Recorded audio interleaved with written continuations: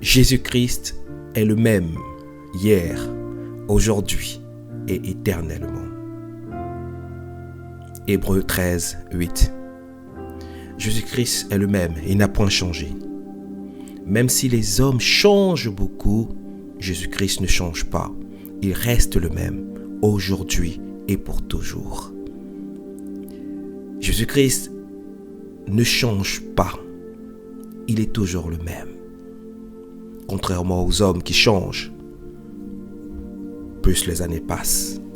Mais la bonne nouvelle, c'est que Jésus-Christ, lui, ne change pas. Il est le même hier, aujourd'hui et pour toujours. Laisse-moi te dire que Jésus-Christ fait toujours les mêmes choses qu'il a toujours fait. Aujourd'hui encore, Jésus-Christ guérit les malades. Il guérit les maux. Tout comme il a soigné les maladies et les maux de nombreuses personnes. Aujourd'hui encore, Jésus-Christ guérit. Bien-aimé, laisse-moi te dire que Jésus-Christ guérit toujours. Il est en train de guérir. Il est en train de guérir les aveugles. Comme il a pu le faire pour Bartimée. Comme il a pu le faire pour l'aveugle au bassin de Siloé. Jésus-Christ est encore en train de guérir des femmes ayant des problèmes gynécologiques. Comme il a pu le faire pour la femme avec le problème du sang. Dans le livre de Marc 5. Jésus-Christ est encore en train de guérir des fous. Comme il a pu le faire pour le fou de Gadara. Dans le livre de Marc 5. Jésus-Christ est encore en train de guérir des paralysés. Comme il a pu le faire dans le livre de Marc 2. Il a guéri le paralysé qui a été descendu du toit. Bien-aimé, laisse-moi te dire ce matin que Jésus-Christ est encore aujourd'hui en train de guérir des sourds et muets. Comme il a pu le faire pour l'homme muet dans le livre de Matthieu 9. Jésus-Christ est encore aujourd'hui en train de guérir des maladies à long terme, comme il a pu le faire dans le livre de Luc 13. Il a guéri la femme qui avait été courbée pendant 18 ans. Jésus-Christ est le guérisseur des épileptiques, comme il a pu le faire pour le garçon épileptique dans le livre de Matthieu 17. Jésus-Christ n'a pas changé. Ce qu'il a fait hier, il est encore en train de le faire aujourd'hui. Laisse-moi te dire que Jésus-Christ est encore aujourd'hui en train de guérir des grandes foules. Il est encore en train de guérir des lépreux. Il est encore en train de guérir des enfants. Comme il a pu le faire dans le livre de Matthieu 15. Il a guéri la fille de la femme syrophénicienne. Jésus-Christ n'a pas changé. Il ressuscite encore aujourd'hui des morts. Comme il a pu le faire pour la veuve du fils de Nain. D'entre les morts, il l'a ressuscité. Comme le raconte Luc 7. Jésus-Christ n'a pas changé.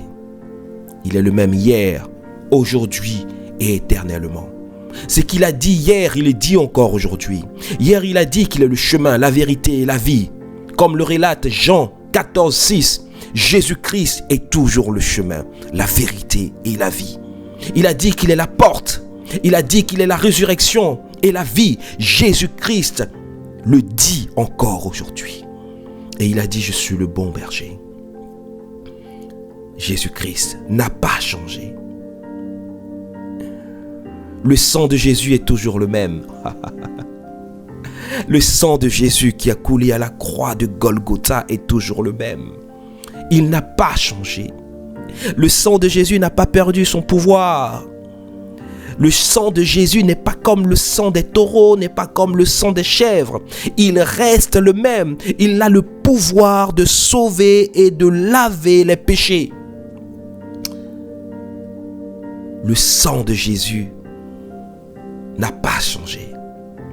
Il purifie encore. Il a le pouvoir de pardonner et de purifier les péchés. Le sang de Jésus a encore le pouvoir de racheter. Et le sang de Jésus a encore le pouvoir de sauver. Alors je ne sais pas quelle est la problématique que tu traverses aujourd'hui. Je ne sais pas quelle est la difficulté que tu rencontres aujourd'hui. Je ne sais pas quel est le mal que tu rencontres aujourd'hui. Mais si tu entends cette parole ce matin, ce n'est pas l'effet du hasard. C'est que tu es la bonne cible pour entendre ce message. Je veux que tu retiennes ce matin que Jésus-Christ n'a pas changé. Ce qu'il a fait hier, il est encore capable de le faire aujourd'hui. Ce qu'il a fait hier, il peut encore le faire aujourd'hui. Alors ce matin, j'aimerais te donner l'occasion de revenir à lui et de lui donner l'opportunité d'agir en toi, d'agir dans le problème que tu traverses, d'agir dans la difficulté que tu rencontres, d'agir dans les défis auxquels tu es confronté aujourd'hui.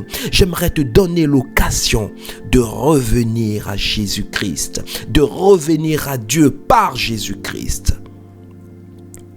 Alors si tu es d'accord avec moi, maintenant, ferme les yeux. Mets la main sur le cœur et fais cette prière avec moi. Père, je sais que contre toi et toi seul j'ai péché. Et ce qui est mal à tes yeux, je l'ai fait. Mais aujourd'hui, je me repens et je reviens à toi. Par le nom de ton Fils Jésus-Christ, je reviens à toi. Je me donne à toi. Je te donne tout ce qui est à moi. Mon corps entier, de la tête jusqu'aux pieds, t'est dédié. Viens maintenant en moi par ton esprit. Lave-moi, pardonne-moi, libère-moi, renouvelle-moi, restaure-moi. Je viens à toi, je t'appartiens. À partir d'aujourd'hui, je prête allégeance. Je décide de te suivre. Je décide de marcher selon tes voies. Je décide de marcher selon tes voies, de marcher selon ta volonté. Père, maintenant, je me livre à toi. Accomplis ta volonté dans ma vie. Je reviens à Christ et je veux marcher selon sa parole, selon son enseignement et faire sa volonté. Que ta parole s'accomplisse dans ma vie, maintenant et pour toujours. Amen. Waouh! Maintenant que tu as fait cette prière, je crois que tu es né de nouveau. Je crois que ton esprit est restauré, régénéré, renouvelé et que tu es une nouvelle créature. La faveur de Dieu est avec toi. La bénédiction de Dieu est avec toi. La main de Dieu est sur toi et l'esprit de Dieu est en toi. Et le royaume de Dieu se réjouit de cette excellente nouvelle, de cette excellente action. Tu es béni. Tu es béni. Rejoins le groupe des disciples. Rejoins le royaume de Dieu. Et marche selon la volonté du Père. Dans le nom de Jésus. Amen.